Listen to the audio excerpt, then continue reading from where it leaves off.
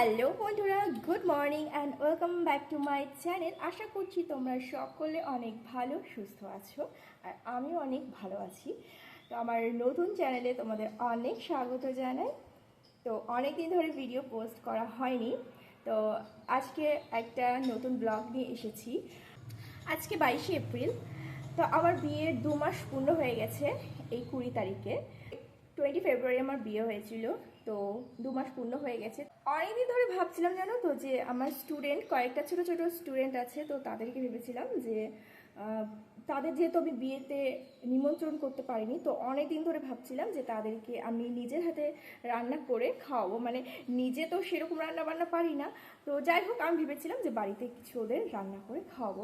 তো ফাইনালি আজকে সেই সময়টা হয়েছে। তো সকাল থেকে আজকে কি করব রান্না সেগুলো তোমাদের সাথে শেয়ার করবো, তোমরা পুরো ভিডিওটা দেখতে থাকো। আর বিকেলে আমার মাও আসবে দুটো রান্না করতে, মানে আমি কিছু করব, মা কিছু করবে, কারণ আমি তো সব রান্না পারি না। তো আমি ইউটিউব দেখে চেষ্টা করছি রান্নাগুলো করার। তো চলো আজকে কি রান্না বান্না হচ্ছে আর কি বাজার করে আনলাম সেগুলো চলো তোমাদের দেখাই। যে দেখো বন্ধুরা, এখানটায় আছে চিকেন। তো আজকে রান্না হবে চিকেন। আর এখানে দেখতে পাচ্ছ স্যালাড কাটবো, তার জন্য শসাও আমাকে এনে দিয়েছে। আর এইখানটায় দেখো মুদিখানার বাজার, এখানে অনেক কিছু আছে। দাঁড়াও, তোমাদের একটা একটা করে দেখাচ্ছি এর মধ্যে কি আছে। তো এলাচ শেষ হয়ে গেছে, তার জন্য দেখছি দুপাতা এলাচ এনেছে। আর আজকে করব লুচি, তার জন্য আমি বলেছিলাম সাদা তেল আনতে। আর কলগেটটাও ফুরিয়ে গেছে, তার জন্য এই যে কলগেট ব্রাশ, এই ব্রাশটা অবশ্য আমার না, হাজব্যান্ডের। আর এনেছি পোস্ত। অনুষ্ঠান বাড়ি ছাড়া সচরাচর পোস্তের তরকারি আমার কিছুই খাওয়া হয়নি। আর আমার বাবার বাড়িতে তো পোস্তের সেরকম রান্না কোনো দিনই আমি খাইনি, তার জন্য আমি ভেবেছি শনিবারের দিন আলু পোস্ত রান্না করব, তার জন্যই পোস্তটা আনা। আর আছে আটা ময়দার ঘুগনি করব, তার জন্য এখানে ঘুগনির মটর আনা হয়েছে। আর একটু পোলাও বানাবো, তার জন্য কাজু। তো এই বাজারগুলো অবশ্য আমি করিনি, হাজব্যান্ডই করে এনে দিয়েছে। আর এখানে 650 টাকার বাজার রয়েছে। এদিকে দেখো মাংস করব, তার জন্য সমস্ত জোগাড় যন্ত্র আমি এখানে করে নিয়েছি। আর এই যে এই চিকেন, এখানে 1.5 কেজি চিকেন আছে। আর আমার একটা অভ্যাস আছে কি জানো তো, যে চিকেন আনলে আমি ওখান থেকে 2-3 পিস সরিয়ে রাখি, যে কিছু পকোড়া বা চাউমিন বা কিছু একটা করব বলে। তো আজকেও সেরকমই করেছি, যে সলিড পিসগুলো সেগুলো আমি এক জায়গায় রেখে দিয়েছি। আর ও মেটে খেতে ভালোবাসে, তার জন্য মেটেটা সরিয়ে নিয়েছি। এখন আমি মাংসটা ম্যারিনেট করব, তার জন্য এখানে আদা রসুন আর কাঁচা লঙ্কার পেস্ট দিয়ে নিচ্ছি। আর তারপরে নুন হলুদ শুকনো লঙ্কার গুঁড়ো এগুলো দিয়ে এটাকে এখন ভালো করে চটকে মাখিয়ে নেব। এদিকে দেখো আমি তেল বসিয়ে দিচ্ছি। আর এই যে তোমরা দুটো কড়াই দেখছো, আমি না ভুল করে ছোট কড়াইতে তেলটা ঢেলে দিয়েছি। আসলে 1.5 কেজি মাংস তো ওই ছোট কড়াইয়ে করলে একদম আটা আটি হবে, তার জন্য এই বড় কড়াইয়ে তেলটা আবার দিয়ে দিলাম। তেলটা দেখছি একটু কম পরিমাণ আছে, তাই আর একটু তেল এতে ঢেলে দিলাম। তারপর এখানে গরম মশলা ফোড়ন দিয়ে নিলাম, তেজপাতা এলাচ লবঙ্গ দারচিনি এগুলো এখানে দিয়ে দিচ্ছি। হালকা ফুটে এলে এরপর এখানে পেঁয়াজগুলো দিয়ে দেবো।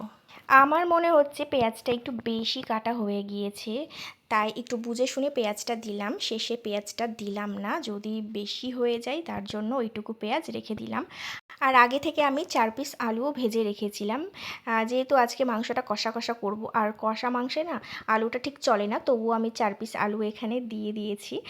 তার কারণ যদি মাংসটা বেঁচে থাকে পরের দিন সকালে ভাত দিয়ে খাওয়া যাবে। আর মাংসের আলু খেতে তো আমার খুবই ভালো লাগে, আর আমার হাজব্যান্ডেরও ভালো লাগে।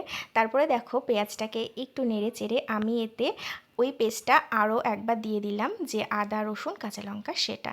এরপর এটাকে 1 থেকে 2 মিনিট মতো একটু কষিয়ে বাকি যা যা মশলা দেওয়ার সেগুলো আমি দিয়ে দেবো। তো আমি এখানে দিয়ে দিচ্ছি হলুদ শুকনো লঙ্কার গুঁড়ো ধনের গুঁড়ো জিরের গুঁড়ো আর পরিমাণ মতো লবণ।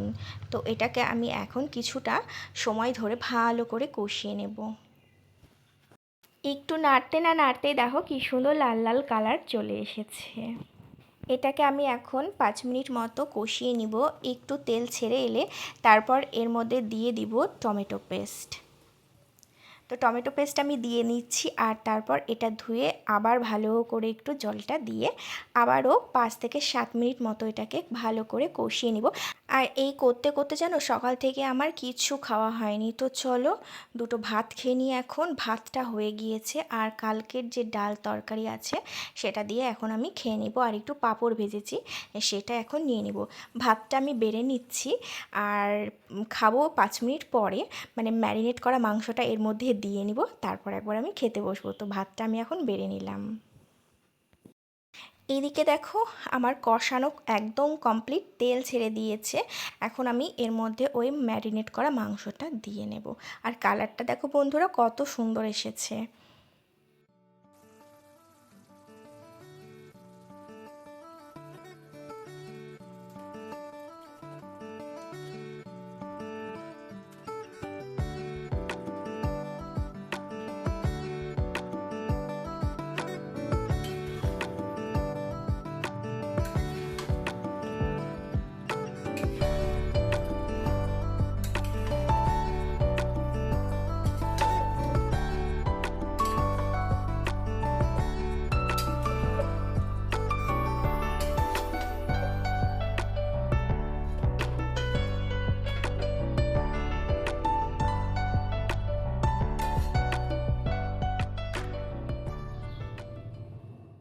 মাংসটা এখন হবে, চলো আমি ততক্ষণ খাওয়া দাওয়া করে নিই। আর আমি ওদিকে তাকাচ্ছিলাম কি কারণে সেটা আমি বলি।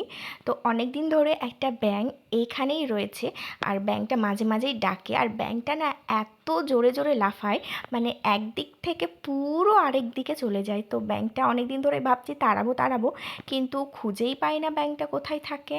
তো ব্যাঙটা খুব ডাকছিল, তার জন্য আমি ভাবছিলাম যে ব্যাঙটা কোথা দিয়ে ডাকছে, তাই উপরের দিকে আমি তাকাচ্ছিলাম। তো এখানে আমি ভাতটা খেয়ে নিচ্ছি। ভাতটা খাওয়া শেষ হতে হতে ওদিকে দেখি মাংস প্রায় অনেকটা হয়ে গেছে। তো ঢাকনাটা খুলে দেখি মাংস দিয়ে এত সুন্দর গন্ধ বেরাচ্ছে, কি বলবো তোমাদের। গন্ধে তো আমার আরও একবার মনে হচ্ছে খাই। তো যাই হোক, যে আলুগুলো আমি ভেজে রেখেছিলাম সেই আলুগুলো এখন এতে দিয়ে নেব। তো বেশি দিনই মাত্র 4 পিসই দিয়েছিলাম।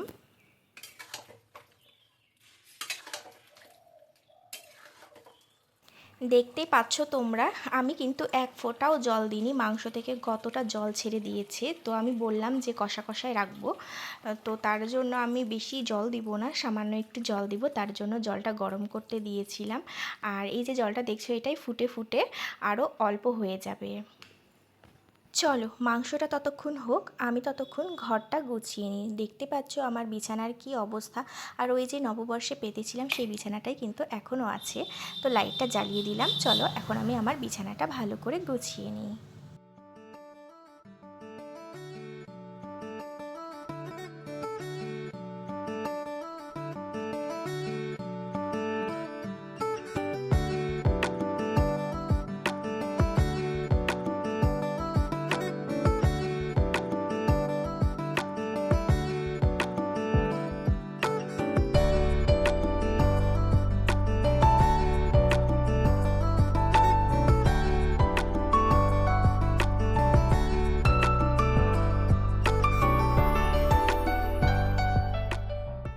ওদিকে বিছানাটা তো আমার গোছানো হয়ে গেছে। চলো এখানে এক পিস একটু মাংসটা টেস্ট করে দেখা যাক যে মাংসটা ঠিকঠাক মতো সেদ্ধ হয়েছে বা নুন বেশি কম হয়েছে কি না।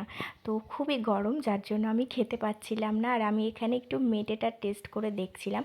আর জানো তো আমি না একটা জিনিস ভুলেই গেছিলাম, ওখানে ও 2 পিস বড় বড় মেটে এনে রেখেছিল, কিন্তু আমি 1 পিস মেটে দিয়েছি আর 1 পিস আমি দিইনি। তার কারণ মেটেটা আমি দিতেই ভুলে গিয়েছিলাম।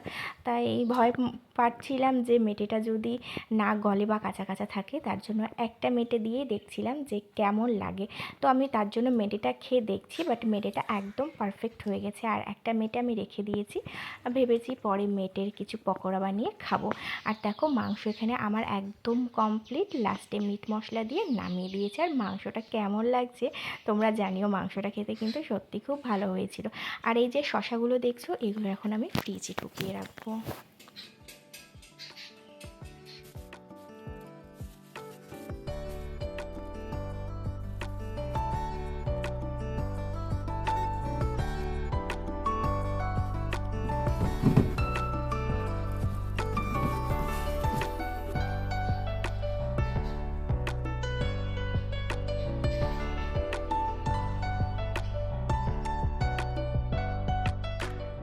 এখন সন্ধ্যাবেলা আর আমার স্টুডেন্টরা 5টার সময় পড়তে চলে এসেছিল, তো আমি কিন্তু একেবারে পড়িয়ে নিয়েছি, তোমাদের সাথে আর ভিডিও করা হয়নি। আর পড়া শেষে এখন খাওয়া দাওয়া হবে, তাই ওদের সবাইকে বসতে বলে দিলাম। আর এই যে দেখো আমি এখন পাতা দিচ্ছি, পাতা জল এগুলো এখন দিচ্ছি, তো ওরা এখন খাওয়া দাওয়া করবে। তো তোমাদেরকে পুরো মেনুটা বলাই হয়নি কি কি রান্না হয়েছে, তো তোমরা খাওয়ার সময় দেখতেই পাবে যে কি কি হয়েছে। আর এদিকে আমি একটা হাঁড়ি দিয়ে দিয়েছি যাতে জল নিচে না পড়ে, তো সবাই ওরা জলগুলো ওতে ফেলছিল। আর এই যে দেখো আমি তো আগে বলেছিলাম যে লুচি হচ্ছে, তো লুচিগুলো কিন্তু মাই ভেজেছে, তবে শেষে আমাদের জন্য লুচিটা আমি ভেজেছিলাম। লুচির ময়দা আমি আগেই বলেছি ঠিক করে মাখতে পারি না। লুচির সাথে ছিল ঘুগনি, ঘুগনিটা মাই করেছে, তো আমি শুধুমাত্র মাংসটাই করেছি বলতে পারো, কেননা আমার আর এনার্জি ছিল না, মাংস করতে করতে অনেকটা টাইম কেটে গিয়েছিল, আমার আর কিছু ভালো লাগছিল না। আর আজকে এত পরিমাণে গরম পড়েছিল সে কি বলবো, বিকেলবেলায় একটু একটু হাওয়া দিচ্ছিল, বৃষ্টিও এলো, কিন্তু বৃষ্টি একদমই থেমে গেছিলো। হাজব্যান্ডকে বলেছিলাম আসার সময় মিষ্টি আর আইসক্রিম নিয়ে আসতে, তো সেটাই আমাকে এনে দিয়েছিল। বাচ্চারা তো আইসক্রিম খেতে জানোই খুব ভালোবাসে, আর এখন যা গরম আইসক্রিম ভালোই লাগবে, তো শেষ পাতে ওদের জন্য ছিল আইসক্রিম। চলো ওরা খাক, তোমাদের সাথে আবার পরে দেখা হবে। আবার ক্যামেরার সামনে চলে এলাম, আর একদম দেখতে পাচ্ছ একদম বেহাল অবস্থা, পুরো ঘেমে স্নান হয়ে গিয়েছি। তো এখন বাজে 9:30, আর আমি আজকে সারাদিন ধরে এইসবই করে বেড়াচ্ছি।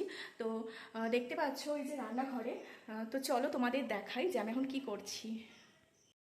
মা তো বাচ্চাদের জন্য লুচি করে দিয়েছিল, তো আমরা যেহেতু পরে খাবো তাই মাকে বলেছিলাম যে থাক, আর লুচি তোমাকে ভাজতে হবে না, কেননা লুচি ঠান্ডা হয়ে গেলে তো আর ভালো লাগবে না। তাই মা বাড়ি চলে গিয়েছিল, আর আমি এখন বসে বসে লুচিগুলো ভাজছি। আর আমি একদম ঘেমে দেখতে পাচ্ছ তোমরা, পুরো স্নান হয়ে গিয়েছি। আর শুধু আমার জন্য লুচি করছি না, আরও 3জন খেতে আসবে এখন, তাদের জন্য লুচিগুলো ভাজছি। তোমরা দেখতে পাচ্ছ আজকে প্রথমবার আমি লুচিগুলো ভাজলাম, মানে মা ময়দা মেখে গেছে, তো ময়দা তো আমি ঠিক করে মাখতে পারি না। তো সাইজগুলো একবার তোমাদের দেখাই, দেখো আগের ঠ্যাং বগের ঠ্যাং হয়ে গেছে, তো এটা বেশ একটু গোল ফোল হয়েছে, তো যতটা পেরেছি করার চেষ্টা করছি। আর এই 3টে আছে, এই 3টে এখন ভেজে নিব। আর চলো তোমাদের দেখায় আজকে কি কি মেনু হয়েছে। তো এখানে হয়েছে পোলাও, এটা মা করে দিয়েছে। আর এখানে আছে সাদা ভাত, তারপর রয়েছে দেখো স্যালাড কেটে রেখেছি, পাঁপড় ভাজা।